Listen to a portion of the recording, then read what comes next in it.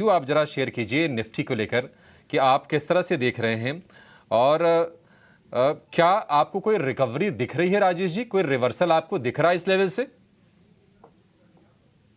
Good afternoon Abhishek ji. Good afternoon everyone. So देखिए, market काफी volatile है और जिस तरीके की गिरावट हमने पिछले 2-3 सेशन में देखी, स्पेशली मिड कैप स्पेस में, वो एक थोड़ा सा मार्केट में एक नर्वसनेस यहाँ पे क्रिएट करते हुए दिख रही है। हालांकि इंडेक्स की बात करें तो निफ्टी और बैंक निफ्टी का बिहेवियर देखें तो वो काफी स्टेबल है, एक रेंज में ही ट्रेड करते हुए दिख रहा है, लेकिन वॉलेटिलिटी काफी एक, लेकिन देखें तो हायर साइड पे जरूर एक सस्टेन सप्लाई प्रेशर बना हुआ है। अब हम बैंक निफ्टी और निफ्टी की वीकली एक्सपायरी भी है, और जिसके चलते अगर हम डेटा देखें तो यहाँ पे मेजर कॉल राइटर्स का जो कंसंट्रेशन बनते हुए दिख रहा है निफ्टी पे, वो करीब बना हुआ है 22,400 22,500 के जोन में। ये दोनों लेवल जब तक क्रॉस नहीं होंगे, यहाँ पे जो भी छोटे मोटे पुल बैक बन रहे हैं मार्केट में, वहां पे सप्लाई बनते हुए दिखेगी। और वही बैंक निफ्टी की बात करें तो बैंक निफ्टी में अगर हम देखें तो 47,500 जो कि एक इम्पॉर्टेंट पुट बेस कॉन्सेंट्रेशन था, उसको तोड़ के उसके नीचे अब हम ट्रेड करते हुए दिख रहे हैं। तो जब तक 47,500 47,800 के लेवल वापस से रिगेन नहीं होते बैंक निफ्टी में, यहाँ पे भी उछाल में थोड़ा सप्लाई प्रेशर बनते हुए दिखेगा टुवर्ड्स दिस वीकली एक्सपायरी। तो हमें लगता है मेजर शॉर्ट कवरिंग का मूव बैंक निफ्टी में बनेगा 47,800 के ऊपर, और निफ्टी में जो शॉर्ट कवरिंग बननी है वो बनेगी 22,400 के ऊपर। जब तक ये दोनों लेवल नहीं निकलते, ये मार्केट में हमें लगता है वॉलेटिलिटी रहेगी और छोटे मोटे उछाल में सप्लाई प्रेशर रहेगा। डाउन साइड में अगर 22,300 के नीचे फिसलती है निफ्टी, तो ये सेलिंग प्रेशर और एक्सटेंड हो सकता है टुवर्ड्स 22,200 22,150 की तरफ। और बैंक निफ्टी में यहाँ पे जो इम्पोर्टेंट लेवल अब है वो 47,100 का, अगर उसके नीचे फिसलते हैं तो ये गिरावट एक्सटेंड होकर 46,700 की तरफ भी जा सकती है। तो थोड़ा सा मार्केट में एक नर्वसनेस है, नियर टर्म सेटअप के हिसाब से थोड़ी वीकनेस लग रही है। तो शॉर्ट कवरिंग अगर जब नहीं होती अगले 1 या 2 ट्रेडिंग सेशन में, तो हमें लगता है थोड़ा दबाव मार्केट में बनते हुए दिख सकता है, निफ्टी और बैंक निफ्टी दोनों। इन्हीं कॉल है ना आज? अभिषेक जी, देखिए मार्केट के मूड माहौल को देख के दो ही कॉल रहेंगे आज, एक बाय है एक सेल है। पहला स्टॉक जो बाय बताइए साइड में सर। है वो स्टॉक है HEG। ये स्टॉक में अगर आप देखें तो काफी स्ट्रॉन्ग बाइंग एक्शन आज के सेशन में देखने को मिली, और जिस तरीके से स्टॉक ने एक कंसोलिडेशन रेंज का ब्रेकआउट यहाँ पे डेली सेटअप पे किया है, हमें लगता है ये स्टॉक का मोमेंटम फर्दर एक्सटेंड होते हुए दिख सकता है। अपसाइड के टारगेट हम 1850 1860 की तरफ एक्सपेक्ट कर रहे हैं पोजिशनली। स्टॉप लॉस जो रखना होगा वो करीब होगा 1765 के आसपास। जो दूसरा स्टॉक है वो शॉर्ट साइड का है, और उसमें कैनरा बैंक फ्यूचर पे सेल करने की सलाह है। आज देखें तो PSU बैंक में एक प्रेशर देखने को मिला है, और कैनरा बैंक ने अपने एक नियर टर्म सेटअप के हिसाब से 20 डे मूविंग एवरेज के नीचे अब फिसलते हुए दिख रहा है। तो कैनरा बैंक फ्यूचर पे यहाँ पे शॉर्ट करने की सलाह है। हमें लगता है कि जिस तरीके से ब्रेकडाउन हुआ है नियर टर्म सेटअप पे, ये स्टॉक में 558 555 तक की डाउन साइड ओपन होते हुए दिख रही। तो कैनरा बैंक फ्यूचर शॉर्ट करेंगे, स्टॉप लॉस रखेंगे करीब 577 के आसपास। डीएलएफ के अंदर आज गिरावट आई है 4% के आसपास की, और शेयर में हैवी बिल्डअप के साथ गिरावट है।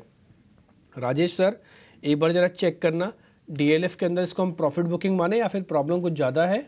चार्ट में कोई डैमेज तो नहीं हुआ ज़्यादा?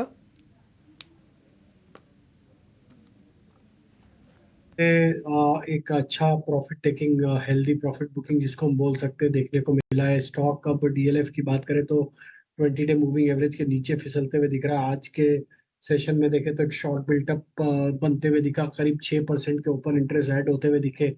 तो ये दिखाता है कि कहीं ना कहीं यहाँ पे एक थोड़ा सा नियर टर्म सेटअप के हिसाब से एक वीकनेस रहते हुए दिख सकती है।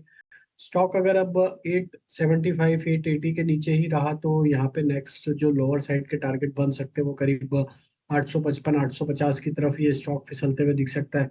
तो हमें लगता है कि लॉन्ग टर्म के हिसाब से तो स्ट्रक्चर अभी भी बुलिश है, लेकिन नियर टर्म में थोड़ी वीकनेस रहेगी, थोड़ा वेट करें। आई थिंक 855 850 के आसपास अगर ये स्टॉक आता है तो वहाँ एक बार रिव्यू करना चाहिए। दे ही दिया आपको, राजेश सर ने दिया ना एचईजी, तो आप ध्यान रखना ही रहे। अच्छा राजेश सर, एक बार ज़रा ग्रेफाइट भी चेक कर लोगे आप back to back? Rajesh sir, HEG के साथ ग्रेफाइट जी बिल्कुल, जनरली देखें तो दोनों स्टॉक एक साथ मूव होते हैं, लेकिन आज एचईजी में मोमेंटम काफी अच्छा देखने को मिला। बट ग्रेफाइट का स्ट्रक्चर देखें तो यहाँ पे भी series of higher top higher bottom formation है, और स्टॉक का ओवरऑल स्ट्रक्चर बुलिश है। Near term short term moving averages के ऊपर ही सस्टेन कर रहा है।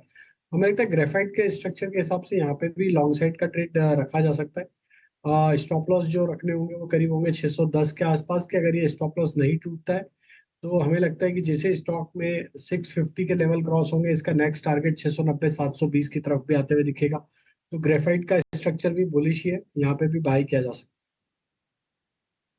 इसी के शेयर पर राय जानना चाहेंगे। हालांकि इंट्राडे में थोड़ी थोड़ी रिकवरी की कोशिश ये शेयर कर रहा है, 5% तक गिर गया था, अब एक बढ़िया स्मार्ट रिकवरी है, अब 2.5% ये शेयर नीचे है, लेकिन प्रेशर में ही है लगातार ये। आप जरा बताएंगे आप बीएसई कब तक थमेगी ये गिरावट, और क्या रणनीति अपनानी चाहिए इसमें? तो अभिषेक जी देखिए, स्टॉक में अगर हम देखें तो पिछले कई दिनों से एक सप्लाई प्रेशर तो देखने को मिला है स्टॉक में। हायर साइड पे जो एक टॉप बना था करीब 2500 2600 के आसपास, वहां से हम देख रहे हैं कंटिन्यूस बेसिस पे स्टॉक एक करेक्शन के दौर से ही गुजरते हुए दिख रहा है। अभी ये जो करेक्शन रिसेंटली हमने देखा है, स्टॉक अब 20 डे 50 डे मूविंग एवरेज के नीचे भी फिसलते हुए दिखा है। हमें लगता है कि स्टॉक में नियर टर्म सेटअप के हिसाब से वीकनेस है। जब तक स्टॉक वापस से 2250 2260 के लेवल क्लोजिंग बेसिस पे नहीं क्रॉस कर लेता है, छोटे मोटे उछाल में यहाँ पे सप्लाई प्रेशर बनते हुए दिखेगा। और डाउन साइड में जैसे 2100 के लेवल टूटेंगे तो हमें लगता है फिर ये गिरावट और भी एक्सटेंड होते हुए दिख सकती है टुवर्ड्स 2000 की तरफ। तो स्टॉक में अभी थोड़ा अवॉइड करना चाहिए जब तक 2250 के ऊपर क्लोजिंग बेसिस पे ये स्टॉक सस्टेन नहीं होता है। हमें लगता है थोड़ा यहाँ पे दबाव और देखने को मिलेगा आगे आने वाले दिनों में। स्पाइसजेट में हम देख रहे हैं कि 2 दिन से लगातार गिरावट हो रही है, और आज की गिरावट ज़्यादा सीवियर है, करीब 8% के आसपास शेयर टूट गया है। दरअसल management level, top management level पर कुछ बड़े इस्तीफे हुए हैं। इस खबर पर और जानकारी के साथ हमारे सहयोगी समीर दीक्षित जुड़ गए हैं। समीर, बताइए किसने इस्तीफा दिया है, वजहें क्या है, और कंपनी की तरफ से क्या जानकारी आपको मिल रही है? स्पाइसजेट एयरलाइन फिलहाल एक ट्रांसफॉर्मेशन की प्रक्रिया से गुजर रही है। एक तरफ एयरलाइन कोशिश कर रही है कि अपने तमाम उलझे हुए मामलों का जल्द निपटारा करे, लेकिन एयरलाइन को कुछ झटके भी लगे हैं। सूत्रों की माने तो एयरलाइन के जो टॉप लेवल एग्जीक्यूटिव ऑफिसर्स हैं, 2 अधिकारी जो हैं, उन्होंने इस्तीफा दिया है। इसमें chief commercial officer Shilpa Bhatia और chief operating officer Arun Kashyap ने एयरलाइन से इस्तीफा दे दिया है। एयरलाइन ने भी अपने आधिकारिक बयान में इस बात की पुष्टि करी है कि दोनों ही अधिकारियों ने इस्तीफा दिया है, जिसको एयरलाइन ने स्वीकार कर लिया है। लेकिन एयरलाइन ने साथ ही साथ ये भी बताया कि इससे एयरलाइन की जो फंक्शनिंग है उस पर विशेष इम्पैक्ट नहीं पड़ेगा। एयरलाइन का पूरा फोकस बना हुआ है जो फंड रेज किया है उसके बेहतर इस्तेमाल का, और साथ ही साथ आने वाले दिनों में और निवेश प्राप्त करने के लिए। फिलहाल एयरलाइन ने तकरीबन 1060 करोड़ रुपए का निवेश प्राप्त कर लिया है, जिससे एयरलाइन कोशिश कर रही है कि वो अपनी ग्राउंडेड फ्लीट को रिवाइव कर पाए, जो एम्प्लॉयज़ की सैलरी पेंडिंग है उनका भी जल्द उसको दे पाए, और साथ ही साथ जो अलग अलग अदालती मामले चल रहे हैं उनका भी निपटारा कर पाए। जैसे हाल ही में कार्लाइल एविएशन के साथ में उसने पूरा किया, एक और एविएशन फर्म के साथ में उसने अपना निपटारा किया है एक केस का।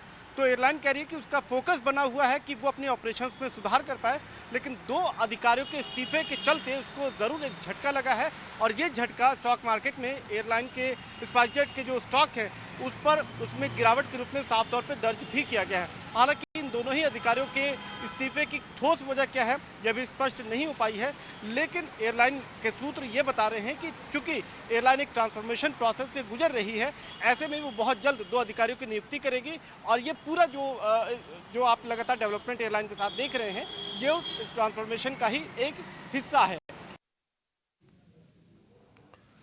ठीक है, शुक्रिया समीर। तो स्पाइसजेट मुश्किल में 5% के 8% के आसपास की गिरावट है स्पाइसजेट के शेयर में।